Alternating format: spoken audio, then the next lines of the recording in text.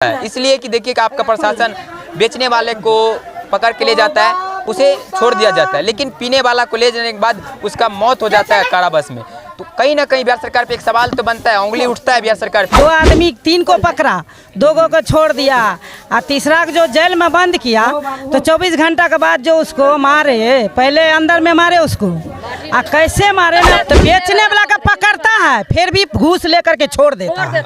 हाँ, घूस लेते हैं बहुत। उसको प्रशासन उठा के ले गया, उन्हें प्रशासन कस्टडी में उनका मौत हो जाता है। तो आइए उन मौत के पीछे का क्या गए ना तो रो रहा था मम्मी, बोले चुप हो। उधर से गार्ड आया, बोला कि यहाँ से भागो माधर चोद बहन चोद, क्यों कानता है। प्रशासन गाली दिया था आप लोग को। अंतिम में जे छे सदर फेन घुसले तो पेशेंट कोना में ओकरा रखने रहे ढक के। वो देखा जो उसमें डेथ लिखा हुआ था दूसरा वो छोटका कागज में, वो हम नहीं देखे। ये लोग चला गया, वहाँ पर पाया गया जो मर गया है। कि पूरे बिहार में इतना व्यक्ति का मृत्यु हुआ है जहरीली शराब से, ठीक।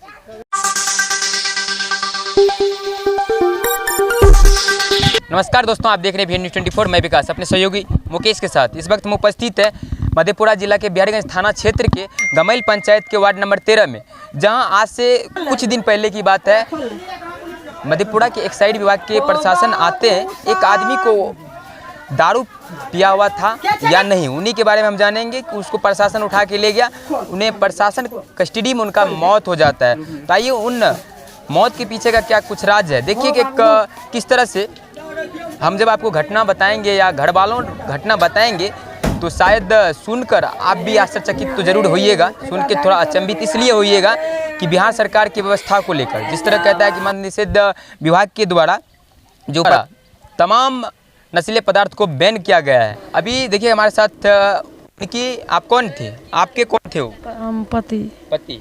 अच्छा, क्या हुआ था आपके पति के साथ? हमारे पति जा रहे बाजार मार्केट करे ले, ठीक है। वो दुकान पर रुक के मधु खाए लगले, ठीक है। अच्छा, ओकरा रास्ते एक्साइज वाला उठा के ले गए। अच्छा, मतलब दुकान पे रुक के मधु खा रहा था, वही जिला से जो एक्साइज विभाग के प्रशासन आता है उसको उठा के लेके चल जाता है। क्या दारू पिया हुआ था क्या? नहीं, दारू नहीं पिया था, उठा के ले गया। तो आपको जानकारी कब मिला? 6 या 7 के बीच। 6 और 7 के बीच, शाम को 6 और 7, आपको 6 तारीख को शाम के तकरीबन 6 और 7 के बीच में यहाँ से उठा के ले जाता है प्रशासन। उसके कितना दिन के बाद आपको पता चलता है कि मतलब आपके पति का डेथ थाना में हो गया, पुलिस कस्टडी में हो गया? 10 तारीख का। 10 तारीख को। अच्छा, आपको कैसे पता चला था? वहाँ सिपाही एक ठो गार्ड आया, कहा कि तुमको पति है मेडिकल कॉलेज में जीवित। अच्छा, मतलब आपके पति मेडिकल कॉलेज में इलाज चल रहा है या उसको वहाँ भर्ती कराया गया है? हाँ, उसको सेवा करने के लिए चलिए। अच्छा, आपको ले गया था? हाँ, वही कहा तो हमको, उसको छोड़ दिया घोड़े पर। ये बुरा पापा कहा कि जाइए, आपको आदमी है जीवित, उसको जाइए सेवा करने के लिए। उसके बाद क्या हुआ जब आप वहाँ गए? गए तो नहीं कतो मिले, कतो नहीं कॉलेज में, नहीं सदर हॉस्पिटल में। अच्छा, तो हमारा का जेल गेट पर ये बड़ा गार्ड जे छे वहाँ पर कानबाज करे रहिए, मारे हमरा दोनों माय पुत को उठले। कौन मारने उठा था आपको? बड़ा स्टाफ रहे ने या ना आगू में। अब देखिए मतलब इसके द्वारा बताया जाता है कि वहाँ से एक लेटर आता है, जब पुलिस कस्टडी में राजेंद्र सहनी नामक व्यक्ति जब 6 तारीख को गया तो उसके कितना दिन बाद, 6 तारीख को तो आपका पति गया था, कितना दिन के बाद आपको लेटर आया था? 10 तारीख के। 10 तारीख को लेटर आया था। 10 तारीख को जेल के द्वारा एप्लीकेशन भेजा जाता है इनके घर वालों को, एक चिट्ठी आता है, उसके माध्यम से इसको बुलाया जाता है। इन्होंने जब वहाँ गया मेडिकल कॉलेज, उसके बाद सदर हॉस्पिटल गया, तो वहाँ इसका जो है ना सब नहीं मिला या सब उसके या बरामद नहीं हुई। तो उसके बाद इन्होंने फिर जेल गेट पे गया। हाँ, जेल गेट पर काने बाजे रहिए, वहाँ जे छे मारे ला दबार लके, यहाँ मत कानो, भागो यहाँ से भागो।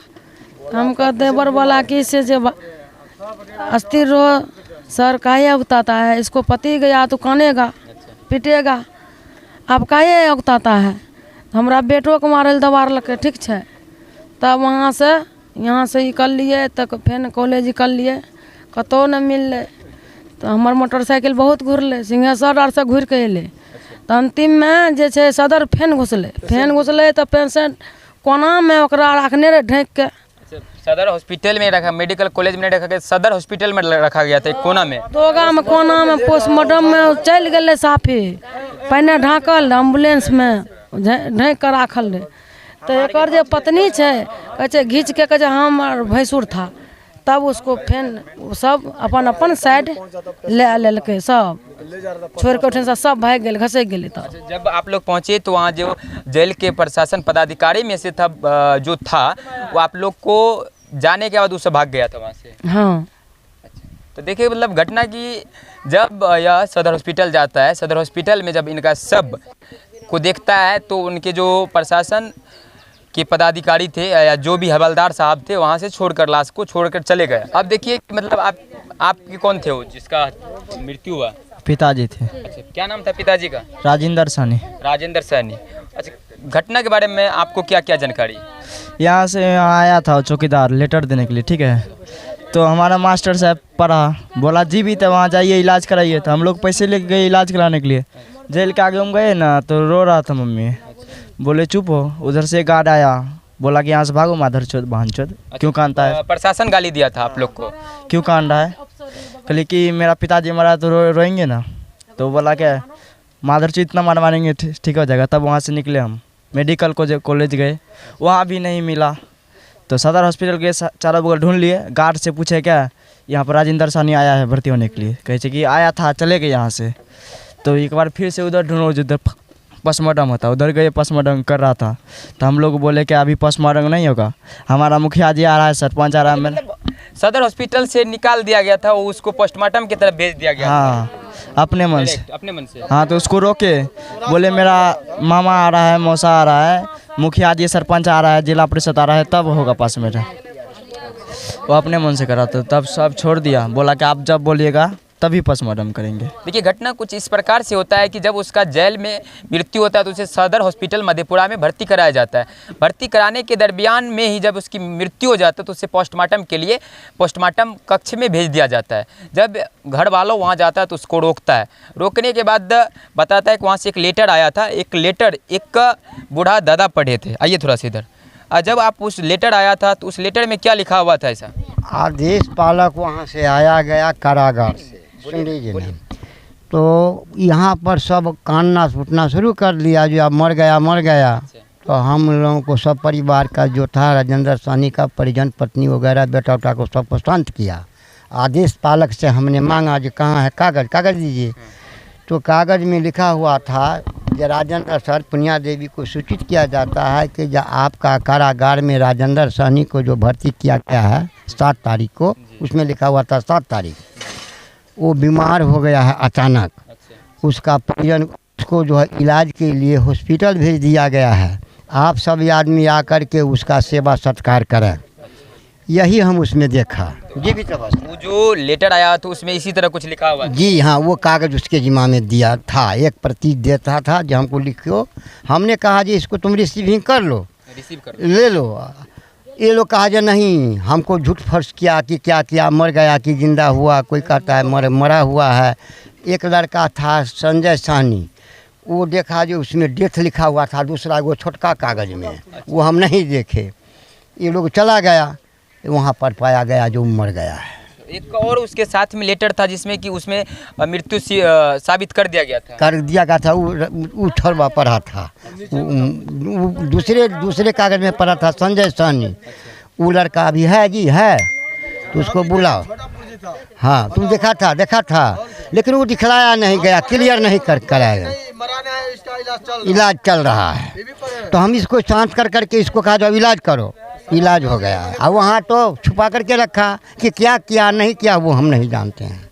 अच्छा, मतलब मास्टर साहब के बाद लेटर को आप देखे थे? हम भी देखे। अच्छा, उस लेटर में क्या लिखा हुआ था? उस लेटर में यहाँ लिदवाद में आया था, लेटर लेके बोला कि राजेंद्र सानी मंडल कारा जेल में बीमार है, उसका मेडिकल कॉलेज में इलाज चल रहा है, आप लोग सहयोग के लिए आप लोग वहाँ पहुँचिए। अच्छा, उसमें लिखा हुआ था मेडिकल कॉलेज में इलाज चल रहा है? नहीं, कर्पूरी जननायक मेडिकल। हाँ, मेडिकल कॉलेज है। हाँ, वही आप लोग को बताया गया? हाँ, वही भेजा वहाँ सदर हॉस्पिटल में हम लोग को। वहाँ पहुँच गए, वहाँ पेशेंट नहीं मिला।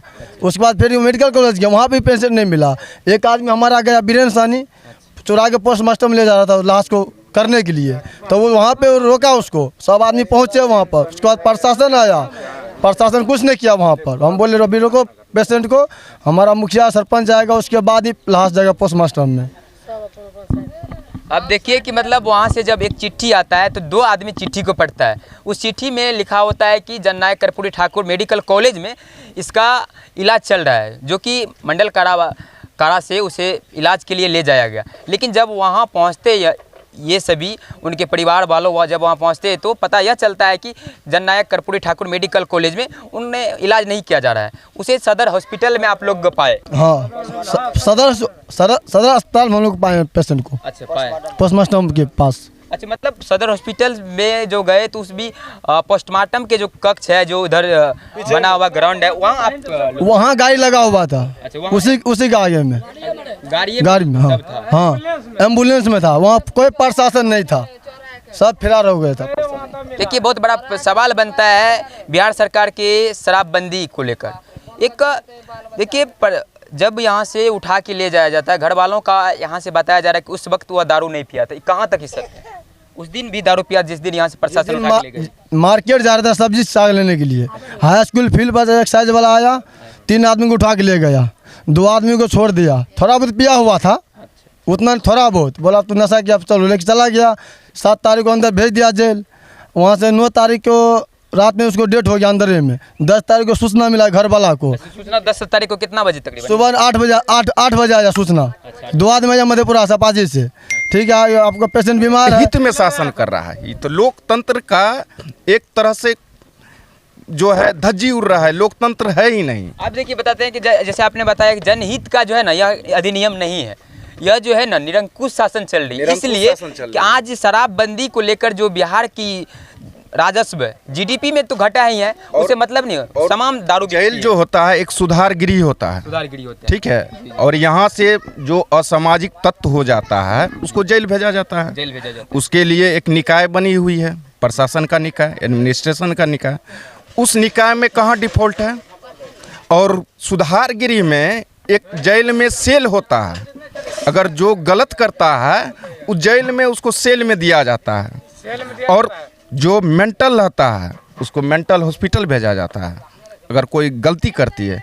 तो ये किस तरह का है, किस तरह का शासन है, किस तरह का एडमिनिस्ट्रेशन चल रहा है? और ये लोकतंत्र के लिए एक जो है खतरनाक साबित हो रहा है। और हाँ, जहाँ तक राजेंद्र सहनी की बात आता है, क्या जानकारी है कि ऐसा घटना राज्य में ये फर्स्ट हुई है क्या? नहीं, बहुत सारे लगातार और इस कानून के तहत बहुत सारा घटना हुई है। लेकिन ये कैसा जिद है नीतीश कुमार का? किस तरह का ये अपना पर्सनल जिद रखा है कि लोकतंत्र के हित में उसको कुर्सी पर बैठाया गया है? अब यह जिद जो है मुख्यमंत्री नीतीश कुमार जी का है, माननीय मुख्यमंत्री बिहार सरकार का है। लोकतंत्र के हित में है जिद उनका कि ये अपना जिद है, उसका पर्सनल जिद है? पर्सनल जिद है, पर्सनल जिद है के साथ कहते हैं कि हाँ, पर्सनल जिद है। ये पर्सनल है। तो उनसे जो है पूरे अवाम से, पूरी जनता से ये अनुरोध है कि इस तरह का कानून का विरोध करना।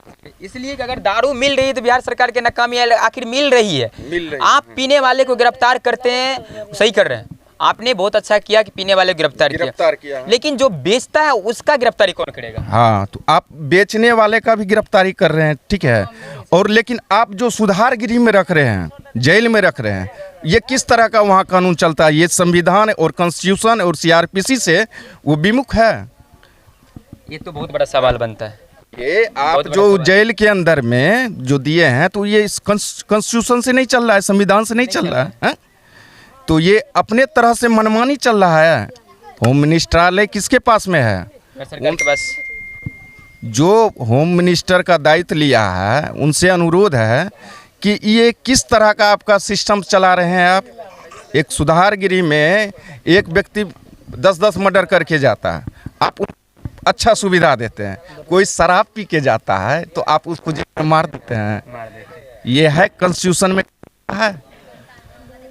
लेकिन उसे जो है ना जहाँ तक उस वीडियो में जो दिख रहा है, उसके सब में जो दिख रहा है निशानी, आप लोगों को क्या अंदाज लगा, किस तरह से उसका मृत्यु हुआ? अंदाज नहीं लिखा, जो दिखता है, जो दिखता है हाँ, तो वो आप भी देखे हैं, आपको कैसा लगा कि अभी तो वीडियो देखिए तो उसमें जो उसके बहुत बहुत जगह पे से कुछ निशान जो बन रहा है, बॉडी को काला पड़ना, ये कहीं ना कहीं पहले उनके बॉडी के उनको मारपीट किया गया, ठीक है। अगर वीडियो है तो वीडियो देखा, आपने देखा और आपसे अनुरोध है उसको टेलीकास्ट किया जाए।